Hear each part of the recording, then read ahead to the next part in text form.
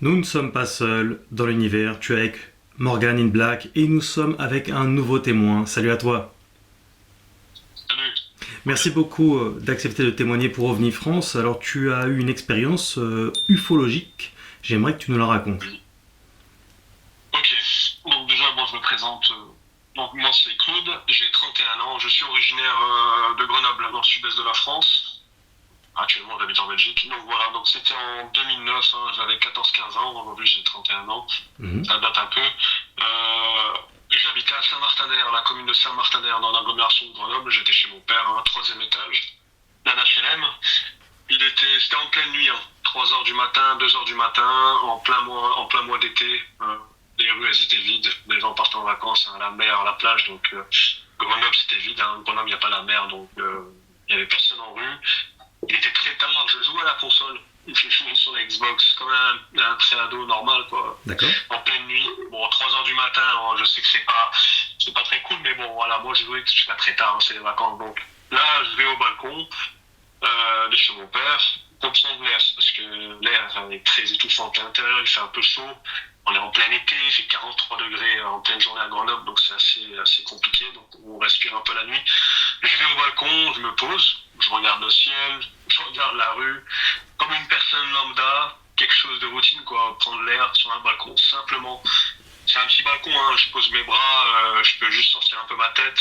Mhm. Euh, et là, je regarde, et là, je vois sur ma droite des genres de lumière. Au début, j'ai pas très bien compris, en fait. Mon cerveau, il essayait avec, comment dire, de mettre ces lumières-là par rapport à quelque chose de commun que je connaissais. Donc, moi, j'ai pensé directement à un avion. Voilà, et là, je vois que c'est pas un avion. Parce que déjà, je vois les clignotements, c'est pas des clignotements, tu sais, habituels, tu sais, que les avions ont de nuit, tu sais, Oui. des genres de feux. Et là, je vois que c'est pas ça. Parce que c'est des genres comme des genres d'étoiles, en fait. C'est des lumières blanches, mais scintillantes. Et là, je me dis, bon, c'est un hélicoptère, peut-être, en pleine nuit, ok, 3 heures du matin. Parce que, en fait, il est apparu au-dessus d'une montagne. Tu sais, à Grenoble, c'est une ville Oui. entourée de montagnes. Oui. Là, il y avait une petite montagne à côté de chez mon père. Et je vois ce truc arriver. Et là, je me rends compte que c'est pas un hélicoptère. Donc, moi, mes yeux comme ça, je fermais même pas mes paupières. Je m'en souviens très bien.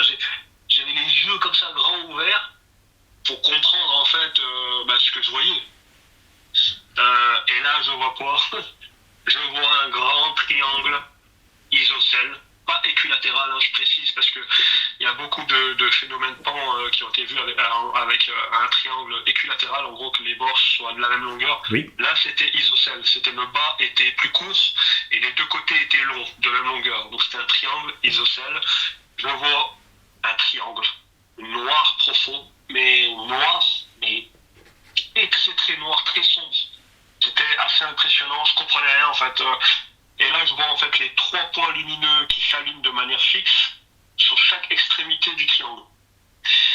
Je vois ce triangle qui est un peu plus grand qu'un avion Ryanair, hein. Il est Oui. vraiment plus grand. Un avion Ryanair type européen, tu sais, c'est les Boeing 737, si je ne me trompe pas, ouais, c'est des genres de petits Boeing. Ouais. Là, c'était quand même plus gros. C'était plus gros. Après, peut-être la forme triangulaire fait que c'est plus imposant que des ailes d'un avion. Mais en tout cas, c'était plus gros. Ça a volé, sans bruit. Ça m'a réellement perturbé. C'est le fait qu'il n'y avait pas un seul bruit. C'est-à-dire, on pouvait fermer les yeux, se mettre sur le balcon. C'est comme s'il n'y avait rien dans le ciel. Le truc était plus gros qu'un avion. Il n'y avait pas un seul bruit. Moi, j'étais comme ça. J'ouvre plusieurs fois mes paupières. Je m'en souviens très bien. J'étais très, très choqué. J'ouvre plusieurs fois mes paupières pour voir ce que je vois. Et, euh, et là, en fait, le triangle euh, se déplace. Et en fait, tu sais, comment dire, le triangle, en fait, il penchait sur lui-même. Tu sais, Oui. je sais pas, c'était très étrange. C'était comme, par exemple, comment dire, c'est comme si en fait je voyais directement que cette chose contrôlait la pesanteur terrestre. Oui. J'ai pensé en fait, c'était tellement perturbant. Et le vol était vraiment aléatoire, en fait, parce que le triangle bougeait, tournait sur lui-même, il penchait, vraiment, comme c'était surréaliste en fait. Et là, qu'est-ce que je vois? Il se déplace, il vient dans mon axe en fait, il vient dans l'axe de l'immeuble, de là où je suis sur le balcon. Il monte un peu en haut dans le ciel. Ma sœur, elle était réveillée cette nuit-là, elle était dans sa chambre, et je l'appelle comme ça, vraiment avec, en fait, comme avec de la peur, quoi, avec une intonation de voix très inquiet. J'étais choc dans le balcon, je comprenais pas ce que je voyais. Ma sœur arrive, en fait, au moment où le triangle était monté en altitude dans le ciel, parce qu'il est monté dans le ciel, et comment j'ai su qu'il est monté en altitude, c'est qu'en fait, j'ai vu la forme se rapetisser. C'est en gros, j'ai vu ce truc devenir moins gros. Et donc, j'en ai conclu qu'en fait, ça montait en altitude. Et là, je vois quoi? Et là, ma soeur arrive, et ma soeur me voit comme ça, les yeux vers le ciel, et je lui dis mot pour mot, est-ce que tu es en train de voir ce que je vois? C'est sorti comme ça, effectivement, j'ai dit cette phrase, est-ce que tu es en train de voir ce que je vois? Parce que, sur le coup, on croit... c'est pas halluciner, même si on n'a jamais été prêté aux hallucinations, surtout à 14 ans et tout. Je suis pas schizophrène, comment dire, sans rabaisser les gens, les personnes atteintes de schizophrénie, c'est une maladie horrible. Oui. Ma tante est atteinte de ça. Mais non, là j'étais vraiment lucide, j'étais là, je vois ce truc, ma soeur arrive, et là elle me dit oui, en gros elle voit, elle est choquée aussi, mais elle est arrivée au dernier moment, elle est arrivée quand cette chose est monté en altitude dans le ciel. Moi, j'avais assisté à ça durant une dizaine de minutes. C'est-à-dire, quand moi j'ai vu le triangle apparaître, s'est déplacé, ça a pris moins de 10 minutes. Parce que c'était très, très lent. Et j'ai vu, il y a plusieurs témoins qui ont rapporté ce fait-là, c'est que, ça c'est vrai, c'est que, en fait, le triangle était lent. C'est-à-dire, en gros, moi, là, avec ma Dacia Sandero de 2013, je ne peux pas parler de coup d'accélération, j'arrive à dépasser ce truc. C'était lent, en fait. C'était lent, ça penchait. Et là, qu'est-ce que je vois? Il monte comme ça au dans le ciel. Ma soeur est là à côté. Moi, toujours les yeux comme ça ouverts. Ma soeur qui comprend rien à ce qu'elle voit, parce qu'elle arrive à la fin, elle voit un triangle comme ça en altitude dans le ciel. Et là, je vois quoi? Le triangle statique, faisant du surplace. Ma soeur le voit aussi. Il tourne sur lui-même. Et là, Morgane, c'est pas une blague. Il tourne sur lui-même et ce truc disparaît.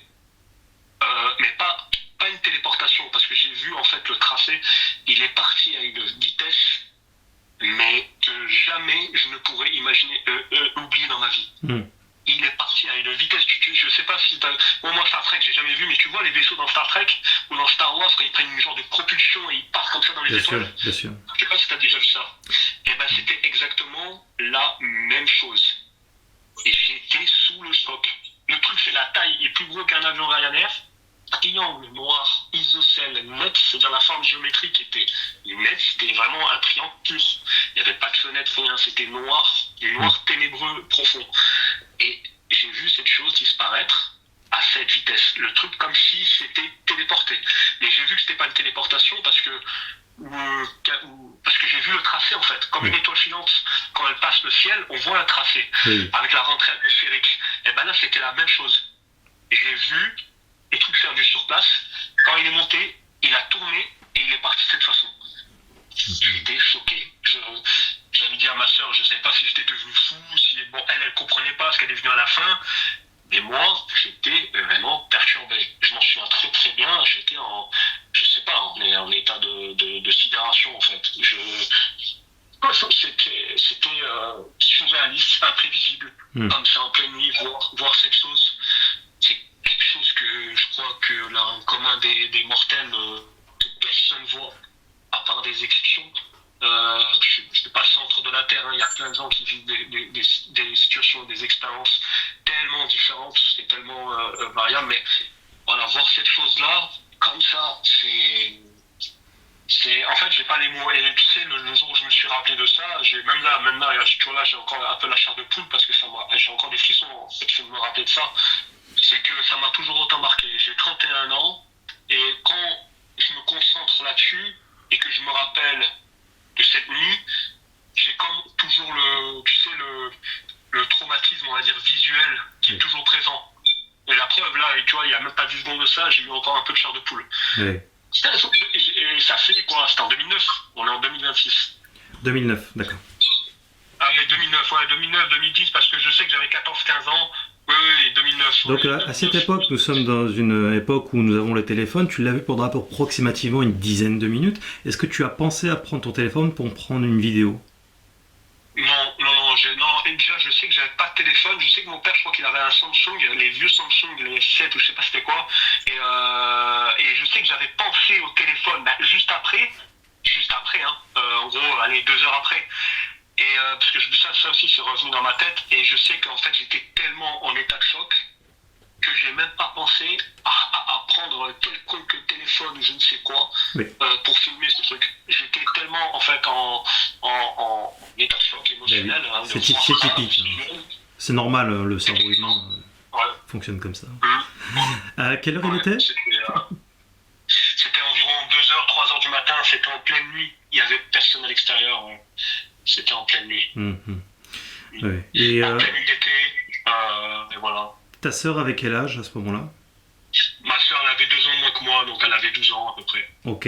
Et tu l'as réveillée ou elle était réveillée déjà? Non, non, elle était. Mon père, il dormait. Moi, j'ai un petit frère aussi qui a 4 ans moins que moi. Eux, ils dormaient. Mon père dormait. Et que ma soeur qui était réveillée dans sa chambre. Il y avait la lumière allumée. Et moi, j'étais en train de jouer à la Ouais. console, quoi, dans la salle à manger, dans le salon, sur le fauteuil.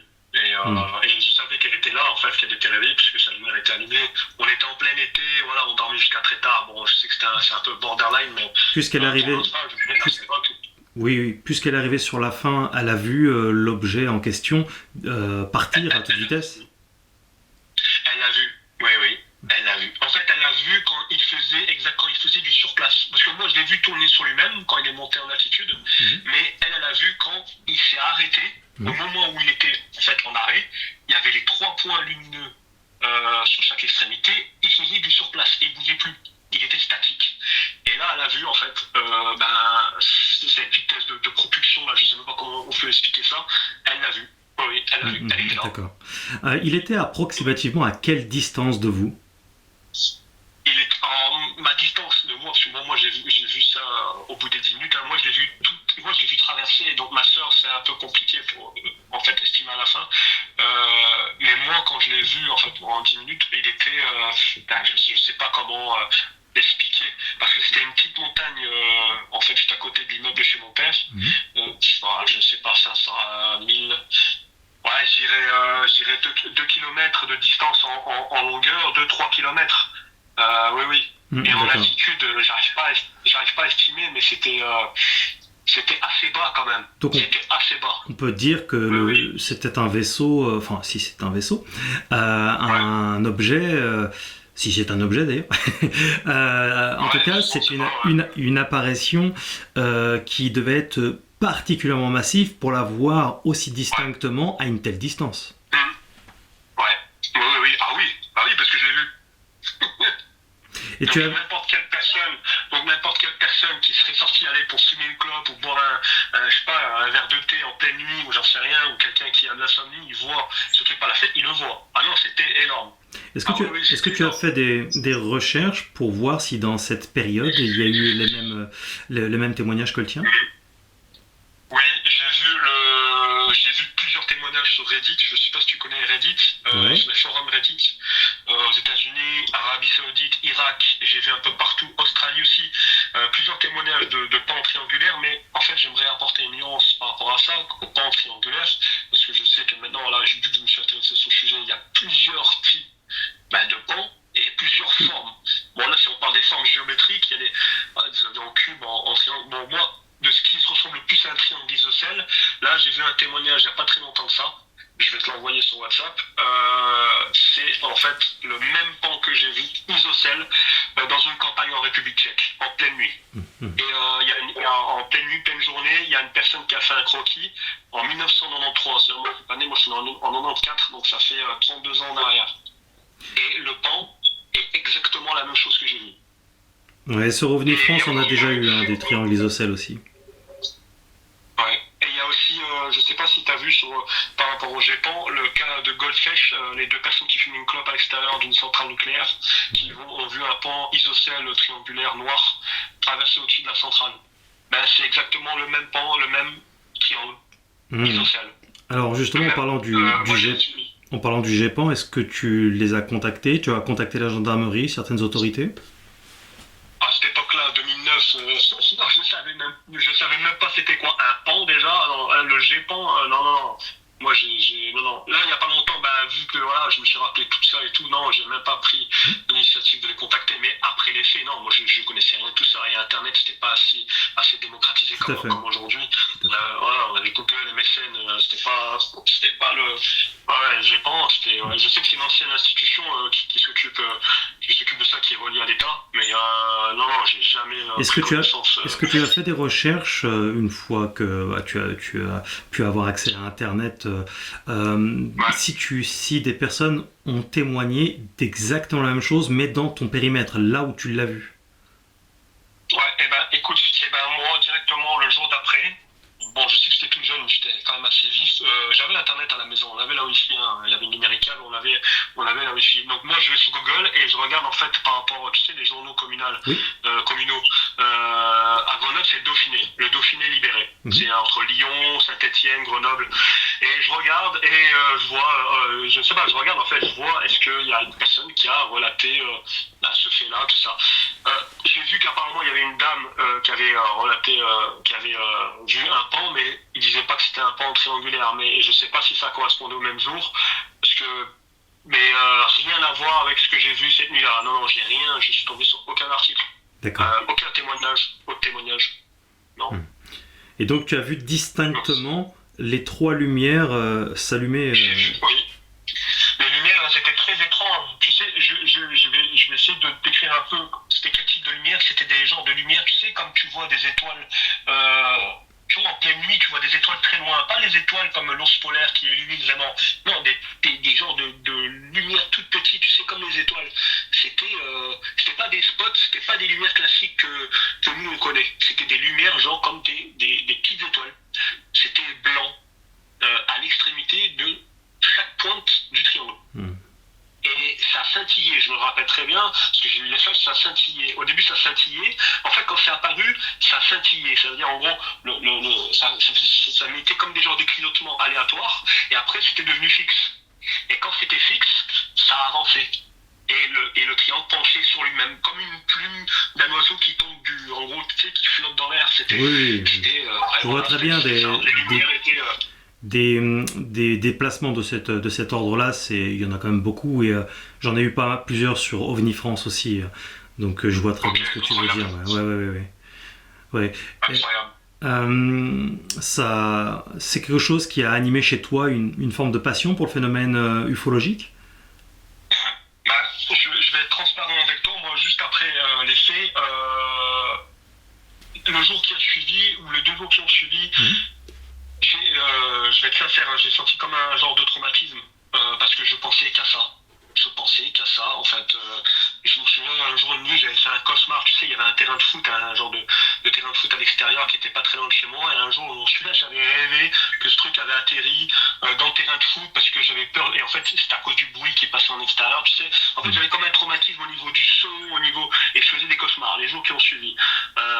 Et donc, c'était quoi ta question initiale? Si j'ai fait des. Eh bien, oui, justement, si à la suite de cette apparition, ça a généré quelque chose chez toi, un engouement pour le sujet, et t'a amené à faire des recherches, lire des livres, etc. Qu'est-ce que ça a généré? Je reviens là-dessus. Merci, Morgane. Ok, donc les jours qui ont suivi, voilà, j'ai eu ce traumatisme-là, j'étais assez choqué. Et tu sais, juste après, je sais pas si c'est des vrais trucs, mais tu sais, à un moment, je m'étais intéressé par rapport à. Je regardais en fait, est-ce qu'il y avait des objets qui volaient et qui contrôlaient la gravité. Apparemment, je suis tombé sur des trucs de Nikola Tesla, mais je sais pas, voilà, si c'est vrai, si c'est faux.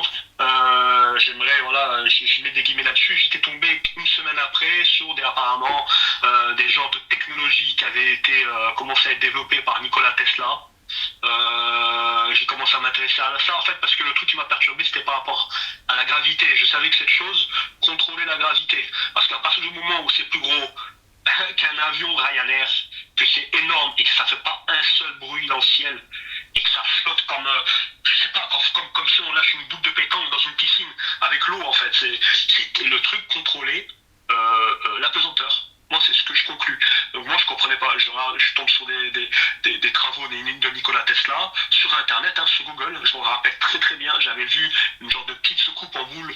Apparemment que ce truc contrôlait la gravité terrestre en formant un contrepoids avec tu sais, avec l'attraction, tu sais, le fait qu'on soit attiré vers le noyau terrestre. Ouais. Et en fait, que apparemment cette technologie-là arrivait à contrecarrer la pesanteur et voler dans le ciel, comme quand on est dans l'espace, en fait, comme la Station spatiale internationale, vous le savez. Mais après, les mois qui ont suivi, les années qui ont suivi, bon, je vais en finir là, j'ai mené une vie comme tout le monde, une vie lambda, et j'ai plus jamais pensé à cette nuit-là. Je n'ai parlé à personne, j'ai gardé, et voilà. Oui, Donc, t'as voulu inconsciemment, t'as voulu l'occulter peut-être. Exactement, t'as les bons mots, Morgane, c'est exactement ça. J'ai occulté le truc. J'ai mis de côté définitivement, comme ça, j'ai mené une vie comme si rien ne s'était passé. Voilà, c'est vraiment... Finalement, te revoilà plusieurs années après et finalement ça revient à ton esprit. Oui, je vais, si tu me permets, oui. si tu as le temps, en fait, je t'explique comment c'est revenu. Oui. Tu sais, je sais pas si tu connais Daniel Robin. Moi, je connaissais pas ce monsieur.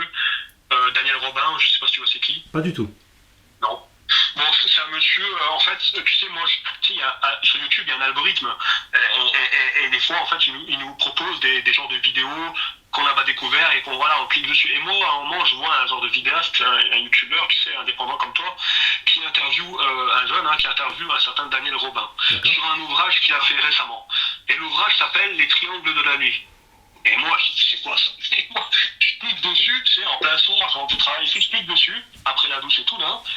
Et là, je vois, ça parle de phénomènes aérospatial inconnus, de formes triangulaires, équilatérales, isocèles, et lui, en fait, il parle, en fait, il a relaté, il a rassemblé des faits, et il les a mis dans un ouvrage, et il a vendu ça au grand public. Et en fait, il parle de ça. Et là, tout est remonté, en fait, dans ma tête. Oui, je me souviens très très bien. Tu sais ce qui s'est passé? En fait, quand j'ai mis sur pause, je suis allé dans la cuisine, et j'avais des frissons sur les bras, Morgane. En fait, en me rappelant de ce fait-là, j'avais des frissons. Tu sais, comme la chair de poule, comme quelqu'un qui a froid, ou tu sais, comme une petite peur intense. Bah, oui. C'était exactement ça. Et tout est remonté, en fait, en moi, en fait. Et je me suis dit, ah oui. Et là, j'appelle ma soeur, je contacte ma soeur qui comprend rien, parce qu'elle habite toujours à Grenoble. Moi, j'habite à Mons, en Belgique, en Wallonie. Donc, je suis très loin de Grenoble.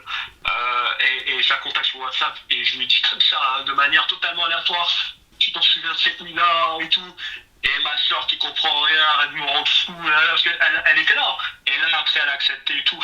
Mais j'ai arrêté de la prendre la tête avec ça, parce que c'est tellement un sujet hors du commun, et le fait qu'on l'ait vécu... Eh bien, tu vois, c'est pour cette raison aussi qu'on n'en parle pas à l'opinion publique de façon massive. Tu imagines les problèmes sociaux que ça représenterait? Culturels, sociaux, religieux, tout. Oui, ça, c'est... Économique, tout. Tout. Après, moi, tu sais, en fait, quand ça s'est passé... Je sais pas, instinctivement, j'ai pensé à un truc de militaire. Tu sais, quelque chose de... Allez, j'ai vas-y, les États-Unis, ils ont 800 milliards de dollars de budget dans l'armement. Peut-être qu'ils ont trouvé un truc qui contrôle la gravité. Mais c'est quoi qui m'a fait contredire ce truc? C'est la vitesse. La vitesse. La vitesse. Parce que là, je me suis dit, et je me suis renseigné, j'ai regardé combien de G pouvait supporter un pilote de chasse en pleine propulsion. Et j'ai regardé aussi l'avion qui a été le plus rapide, je crois que c'était 8000 km/h, un genre de fusée, je sais pas c'était quoi. Mais là, à la vitesse où j'ai vu ce truc partir, mais là, les gars, ils sont désintégrés. Oui, bien sûr. Ils sont désintégrés. Mais vraiment, là, il reste de la bouillie. Tu sais, comme quelqu'un qui part à 8000 mètres sous la mer et qui explose avec la pression, comme ce qui s'est passé avec l'explorateur là, qui est mort sous les océans à 5000 mètres de profondeur, comme une canette. Et là, c'est la même chose. Non, là, bien sûr. À l'arrivée, c'est... Et en fait, c'est ça qui... Oui, je t'en prie. C'est ça qui a fait... c'est ça, en fait, qui a fait que j'ai pesé le pour et le contre sur la balance, parce que je me suis dit, ok, allez, on admet que ce truc soit militaire. Américains en l'occurrence, parce qu'il n'y a qu'eux qui ont le plus gros budget dans l'armement. Ils ont des armes de fou. Je me dis, ok, pourquoi pas. Mais à la vitesse où ce truc est parti, je me suis dit, c'est impossible. Alors, peut-être un drone. Ouais, mais quoi, un drone en 2009, la taille de plus grand qu'un avion Ryanair, Oui. noir profond, avec une forme particulière, triangulaire isocèle, sans rien comprendre. Non, c'est quand même assez étrange, il y a des trucs qui collent pas. Est-ce que tu as pu après avoir vu le phénomène, tu as pu en parler à des proches, tes amis proches, ta famille proche? Genre, moi déjà, il y a ma soeur qui avait vu ça à la fin. Oui. En fait, mon père, je me souviens le lendemain, je pense que je lui avais parlé de ça avec ma soeur, mais mon père en avait strictement rien à foutre. Parce que déjà, en fait, c'était mon père, en fait, on avait des problèmes personnels à la maison, on vivait dans un quartier très difficile. Tu sais, on avait d'autres problèmes, on va dire, plus importants qui nous impactaient, qui impactaient mon père, en fait, directement. Oui. Père de famille, seul à la maison avec 3 enfants à gérer, c'était assez compliqué. Donc nous, quand mon père, on l'a dit, on a vu un triangle et tout. Ben oui. Lui, il n'a pas calculé. Et donc, moi, vu que c'est le père, voilà, je me suis dit, mais si mon père réagit comme ça, c'est comment les gens que je connais moins, ils vont réagir. Moi, j'en ai parlé à personne. Ni au psychologue du collège, ni ni mes amis de l'époque, ni les professeurs, ni les gens dans la rue que tu croises tous les jours. Personne. J'avais des potes à moi. C'est dur, hein, même. C'est dur quand même, c'est même quelque part une forme de violence indirectement, émotionnelle, puisque tu as vu quelque chose, tu sais très bien que t'as pas rêvé, que t'es pas fou, que t'es pas drogué, t'es pas ceci, t'es pas cela, tu dis la vérité, et en plus, tu peux même pas la dire, la vérité, parce qu'on va te prendre pour un menteur ou un je sais pas quoi. C'est quand même violent. Arrête de dire qu'on a vu un triangle plus grand qu'un avion, noir, en pleine nuit, et se téléporter à la vitesse, je sais pas c'est quoi la vitesse de la lumière, je crois que c'est 500 000 km/h. Peut-être que là c'était un peu moins, mais c'était quasiment plus vite qu'une étoile filante. Et à qui qu'on va raconter ça? Personne va. C'est soit les gens, ils vont pas vous croire, ou soit ils vont peut-être vous croire, mais ils vont mettre des sous-entendus par rapport à ce qu'ils connaissent. Je sais pas, ils vont dire que c'est un drone, mais en 2009, c'était le début de Facebook, il y avait le son, je sais pas comment on pouvait. Moi, en fait, j'arrivais pas à en parler tout court. J'avais même pas l'intention. En fait, juste l'intention n'était même pas là. Juste l'intention de parler, même, elle était même pas présente. J'ai mené une vie comme tout le monde. Finalement, le fait de témoigner pour OVNI France, c'est une forme de psychothérapie pour toi alors? Exactement. Ouais, c'est libérateur. Tu sais, moi là j'en parle, j'ai pris l'initiative de te contacter par rapport à ça, parce que j'ai vu que tu as eu le courage bon, à ton niveau, hein, parce que tu fais pas des millions de vues, mais en tout cas, tu es plus méritant que beaucoup d'autres qui cherchent sur le sensationnel ou tu sais, qui sont pas vraiment intéressés par le sujet et qui. Non, je respecte beaucoup ce que tu fais à ton échelle. Tu sais, moi j'ai eu Simon Méos, tu sais pas si tu connais, non, la chaîne Epan. Ça dit quelque chose, Epan? Non. Epan, non. Sentinelle News, non, Sentinelle, ça dit rien? Ça me dit quelque chose. Sentinelle. Mais... Ouais, ok. Monsieur Briscourt, ouais, bon, c'est quelqu'un qui travaille pour apparemment la défense et tout, qui est beaucoup intéressé sur le sujet. Bon, moi j'en ai parlé avec eux, et Daniel Robin, ce monsieur qui avait fait un ouvrage là-dessus, en fait, ça a commencé comme ça. C'est que moi, j'ai pris son mail sur son Facebook, et j'ai dit, vas-y, je vais témoigner. Sans être vulgaire, hein, j'ai pris mes couilles, et j'ai cliqué sur le mail, et j'ai témoigné. Je me suis fait un crâne comme ça pour savoir rédiger un texte correct et vraiment être dans les détails le plus proche possible de ce que j'ai vu. Et ce monsieur-là, il m'a dit, regarde du tout, est-ce qu'on peut savoir au téléphone? Je l'ai eu au téléphone. Voilà, donc c'était en plus par rapport à l'ouvrage qu'il avait fait. Bon, les triangles de la nuit, tu regarderas sur Google, tu mets les triangles de la nuit, tu verras Daniel Robin. J'ai noté, j'ai noté tout ça, comme ça je vais regarder Epan, Sentinelle, Daniel Robin, je note tout ce que tu dis de toute façon. C'est bien. Epan, ouais, c'est Simon Méost, c'est un monsieur que j'ai eu par mail aussi. Il a voulu m'avoir en appel, on s'est appelé sur Instagram, et voilà, il a enregistré témoignage tout comme tu le fais toi. Et non, c'est. Ouais, j'ai gardé cette expérience pendant beaucoup d'années. C'est 2009, on est en 2026, ça fait quand même beaucoup d'années. Hein. J'avais 14-15 ans, j'ai bientôt 32 ans. Là, en septembre, j'ai 32 ans, donc ça date quand même.